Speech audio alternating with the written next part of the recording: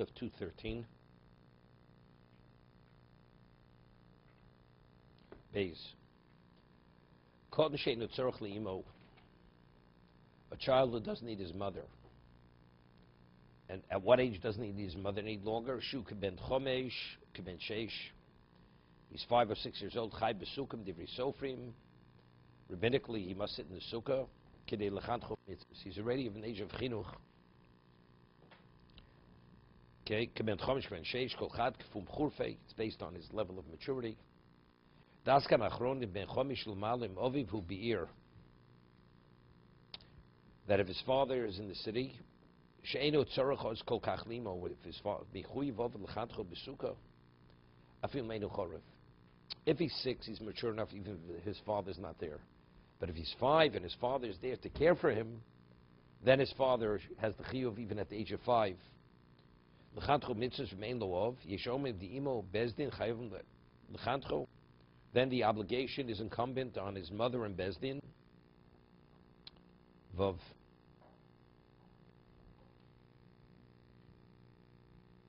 Yeah. To be mechanachim. Ul-kol yalmo osur lahachi l'kot b'yadayim chutz l'sukkah afil odem acher. But to feed the child outside the sukkah, you're not permitted. Dainu lite toch piv, uletzavus lo lechol. Right? To force him to eat. You're not permitted to do this. What about the youth in a sandwich? No, you're not permitted. If he should be in the sukkah, you're not permitted to offer him the sandwich. And we say this comes from 5 or 6 years old. 5 and 6.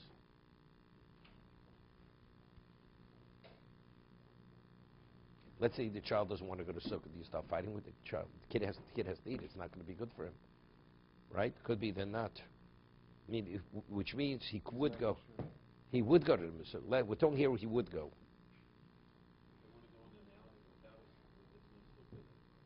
That's a separate discussion. There's a question even with an adult. What about an adult going on an outing?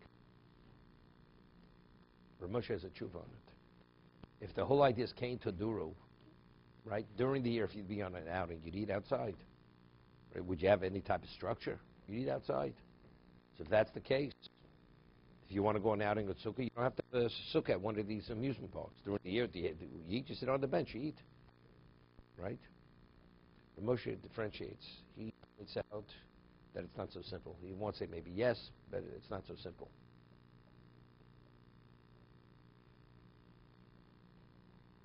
Okay.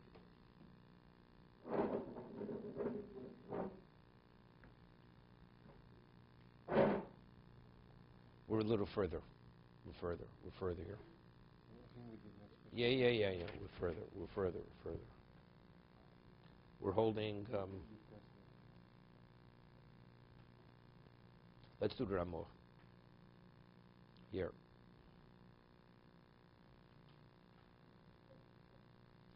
Yeah.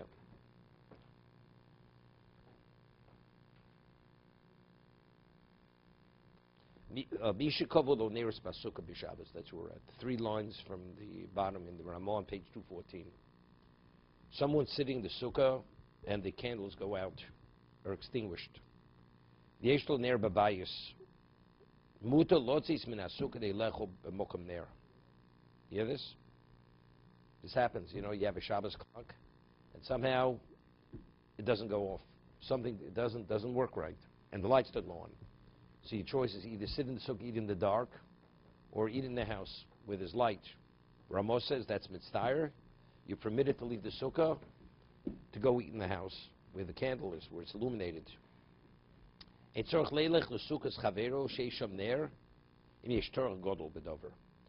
you have to go to a neighbor's sukkah, which is illuminated. He says, if it's a great inconvenience, you have no obligation. What happens if it's windy and the wind will extinguish the candles? Actually spread a sheet or a garment on the side. Ellen. Good? Oh.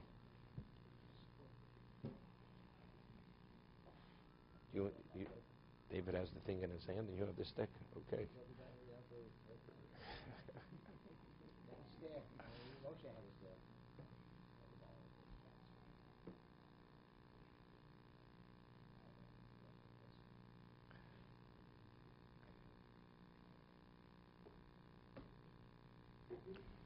Okay. Avalotachas haschach. You're permitted to put the candle, the sheet or the garment to the side of the fire, that the candle shouldn't blow out, but not under the schach, because under the schach that's already we had earlier.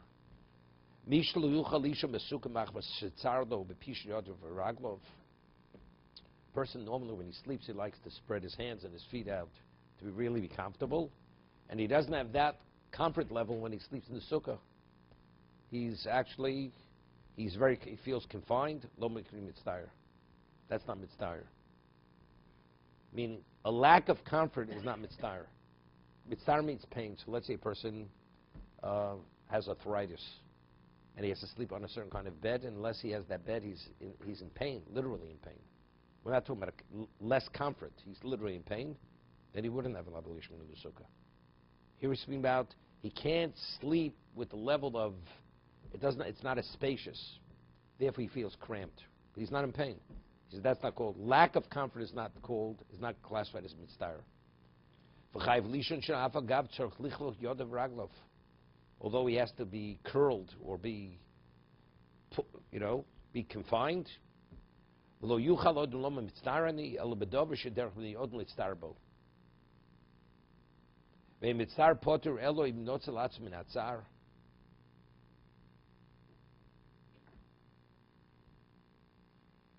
He says, and one who's mitzdayer, who's in the state of discomfort, you're only exempt only if you could be protected from that. I'll give you an example. You live near the treatment plant, the waste treatment plant. It's always a bad smell, and you live in that area.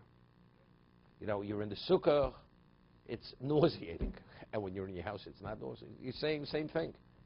There's always that smell in the area. So leaving the sukkah, is it going to alleviate your tsar? Or a person, let's say, goes in his house and it's cold. Also you're cold. So if leaving the sukkah is not going to change the state of discomfort, it's not the sukkah is causing you the discomfort. You're not permitted to stay in sukkah. The sukkah is the cause of your discomfort.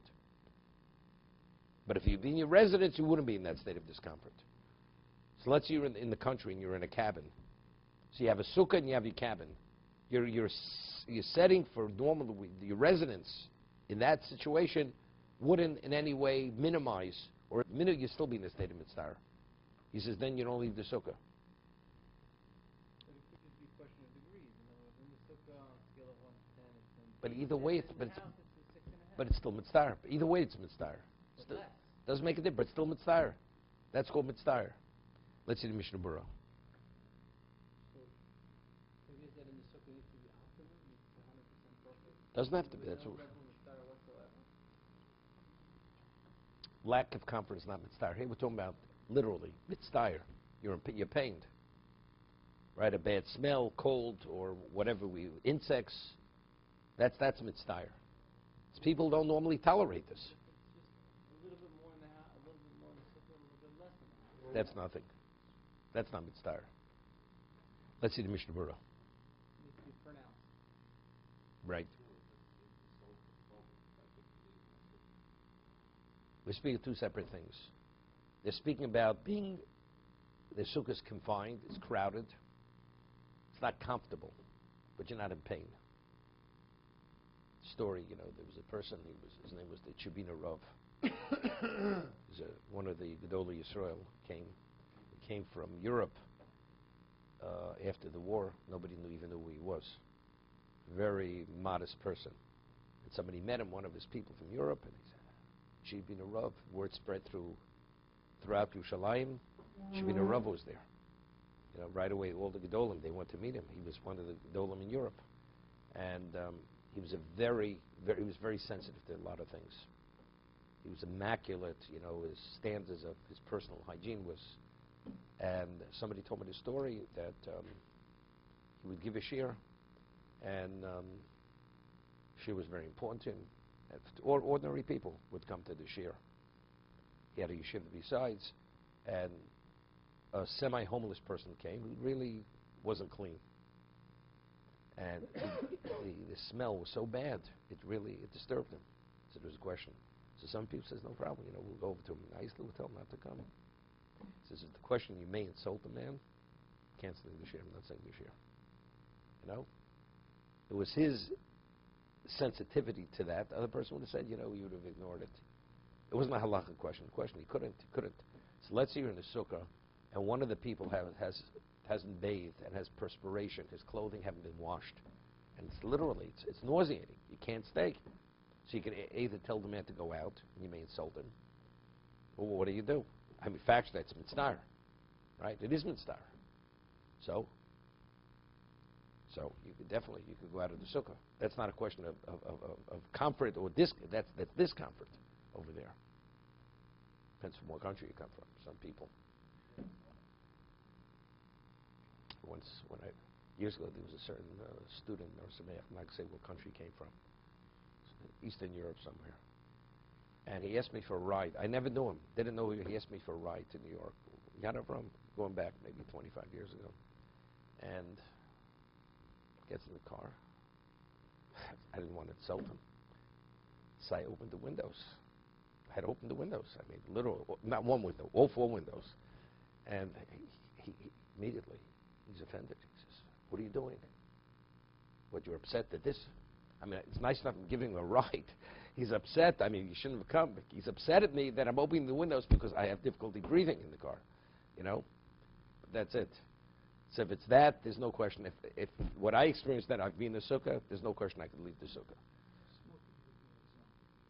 Many people today, it used to be that one would go to a restaurant, everyone was smoking, okay, so I sit in the restaurant. Today people are very sensitive to smoking.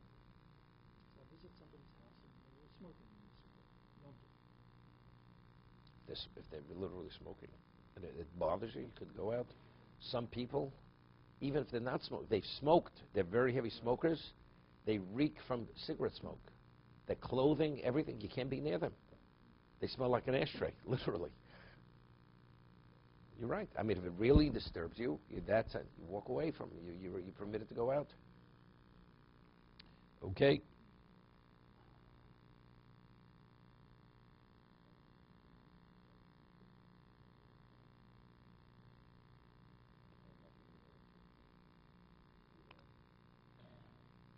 Chof Aleph. We'll do Chof Aleph.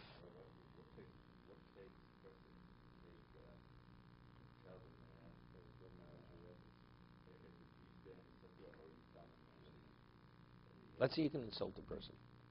You're going to insult him. Right? You're not permitted to insult a person. The person is very sensitive. People are sensitive. Right. Once that, there's no mitzvah. There's no mitzvah any longer. The moment you mitzvah, so you say, well, you could alleviate it. How? By insulting. That's not a way to alleviate it. Right? So then you don't say anything. You just walk out. So then he's insulted. You don't mean you don't like my company. As they say, you never win with these things sometimes. Okay. We're speaking about somebody's candle goes out, and a person, we're not talking, it's pitch black. To eat in, it's semi-illuminated, but it's not illuminated well. So Ramos says you're permitted to leave the sukkah. The derech b'yom litztarim is to eat in a dimly lit location. It's a discomfort. What?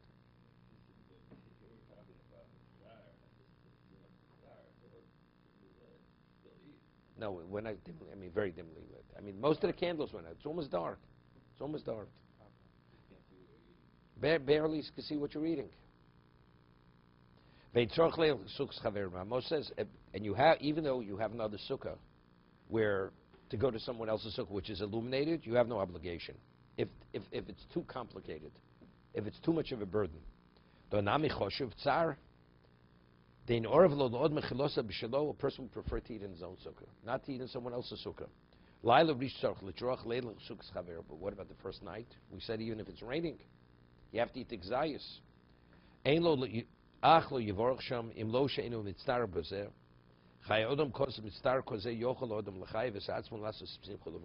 why not? He said, remember we differentiated before. What about, we discussed, the Mechaber said that if one drinks water in the sukkah, it's harei mishubach, it's praiseworthy. Water, right? Even to drink, although you have no obligation. So the Be'er Halacha differentiated. It rains, and then it stops raining. It's a tremendous effort to move back in the sukkah. You have no obligation. Once the person, you know something, I want to go back in the sukkah. Even though it's tremendous inconvenience, is that called, are you a fool? You're not, we said before, mitzvah, you're not permitted. There, the mitzvah precedes the mitzvah. It's not while you're doing the mitzvah, it's a mitzvah. To do the mitzvah of sukkah in a state of discomfort, that you're not permitted. What about if what's needed to bring about the mitzvah? But once you're performing the mitzvah, you're no longer in a state of discomfort or pain. That's praiseworthy. That's being praiseworthy. So I'm saying here, he says, to go to someone else's sukkah, you have no obligation. Because a person would prefer, and also it's a tremendous inconvenience, that's mitzvah. So you have no obligation. He says, you go, but you don't say a bracha. He cites the Chayyim, he says, no. Once you go, you could say the bracha with joy, because you're fulfilling the mitzvah. So here we're talking about the mitzvah, the discomfort or the inconvenience precedes the mitzvah. Once you're in someone else's sukkah, now you're in the normal setting. The mitzvah is passed already. If you feel like you're not comfortable infringing on someone else, so there it's at the time of the mitzvah, there's a state of mitzvah, right? Therefore, he says, the first night you definitely should not. It's like the first night you shouldn't say the bracha. Maybe in the case of rain, if you go out and you want to go back in, the chairs are wet. No, it's still mitzvah. That's still mitzvah. But the halach is, it pours. You have the awning down. The sukkah is not wet. You can just lift up the awning and eat out there. But to move the family back in the sukkah, it's mitzvah. Right. So we say there, you're not obligated, but if you do, it's not a problem. If you hadn't said the bracha, now you go back, you say the bracha. Because there, the mitzvah is not the fulfillment of the mitzvah, it's what facilitates the mitzvah, is the mitzvah. In the case of the Ramah, when he used the candles, we didn't have electricity, so what's the shayla? You can go back inside. If you have Shabbos, the candle went out. It's going to someone else's sukkah who has candles. Your candles went out, someone else has candles. So it's not talking about your sukkah to your house. Is that the way I understand? Yeah, your sukkah to your house or someone else's sukkah who has candles. Like I said, okay, you have sometimes the Shabbos clock didn't go off. Or somebody fiddled with the Shabbos clock, and you have no lights. Do you eat in the house? Do you eat in the sukkah? Or do you go to a neighbor's sukkah? In that situation, you eat in the house. Even though you can set up... Well, the light will filter in from the house, but filtering is not sufficient light. But if you set up candles inside the sukkah... It's Shabbos. We're talking about the Shabbos, not Yom Tov. What about Yom Tov? Yom Tov, of course, you have candles. You bring in enough candles, you can illuminate. Less illumination than within the house. It's not mitzvah. It's not mitzvah. Let's say it's because you don't have enough candle holders, you may start a fire. Okay, so of course you don't go into the sukkah even the Yom Tov. Okay, this is where there's the fifth chelek of Shulchan Aruch plays in. Yeah, you have to have common sense.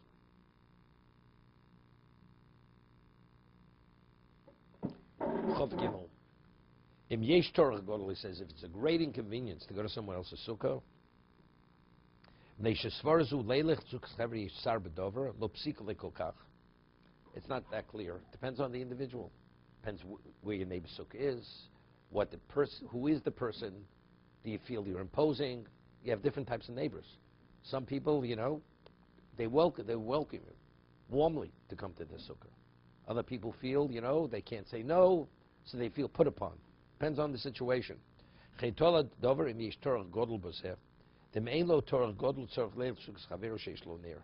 not a great inconvenience, you should go to your neighbor's sukkah.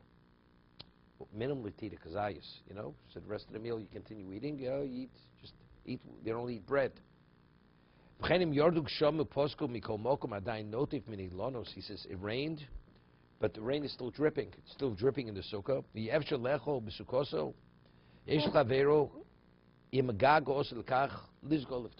Your neighbor has an awning on top. You have no awning, but your sukkah is still dripping. It's not only the case where the candle went out, right? Your sukkah is dripping. Your neighbor had a shlach. He opens a shlach. The sukkah is dry. So sukkah's chaver main lo torah godel bedover. See, this comes up every. You live in New York, and the only sukkah is the shul sukkah. A person cannot afford the cost of the catered meals. He has a large family. So what does he do? So he could wait till so do you have an obligation? Right, you can't. So you can wait till they finish eating or before they finish eating. And there's no other sukkah available. It's tremendous inconvenience. It's like staying up all night. We said earlier, if it stops raining at 1 in the morning, you eat in the house already. It's only to a point you have to put up with it. So it's the same thing. So very often that's the case. It's too difficult to go from your house down to the sukkah. It's a burden. Do you have to go? You had communal sukkahs, right? During the week, it wasn't simple. So maybe you have no obligation. It was mitzvah. Was mitzvah. No, but I'm saying during the week, those years, it was much, very, very complicated to go. Firstly, it was locked. You had to open it up. It was dirty. You had to get the lights on. Tremendous inconvenience. Till you got it going, it could take you a long time. I mean, once you got it, once you corrected everything, it's like after fact. But till you get there, it was tremendous mitzvah. That's what most people in those years, the only time they ate in the sukkah was Yom Tov. Cholamoid, they didn't go to the sukkah for that reason. Those years, I was careful. I would never wash, never eat any sonos. I just had, things that were made shakol, fruit, vegetables, and shakol. Would not eat that for that reason. Also, you felt unsafe. You're all by yourself. Nobody's around. The door's open. Anybody could walk in. You're not safe. Yom Tov, there were, maybe 200 people in the sukkah. You had nothing to worry about. No. It was a community sukkah on the Lower East Side. They had a large community sukkah for all the, the cooperatives on the Lower East Side, in the park. What was the downgrading that you ate? You have no obligation. According to the Ramah and Mechaber, unless it's motzi or mazonos, you have no obligation to eat in the sukkah.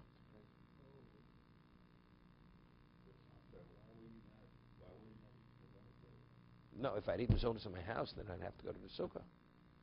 It was a question of feeling unsafe. It was a question of tremendous inconvenience, because you had all the soot would fall in. You have schach, everything was filthy, till you cleaned up and be able to sit down to eat. And there was no water. You have to get water from somewhere else to wash. I mean, it was a tremendous inconvenience. So there were times, I didn't go unless I had a few other people to go with. I wouldn't go eat in the sukkah on Cholamoid. So what would I do? I would eat food, which I had no obligation to eat in the sukkah. Okay.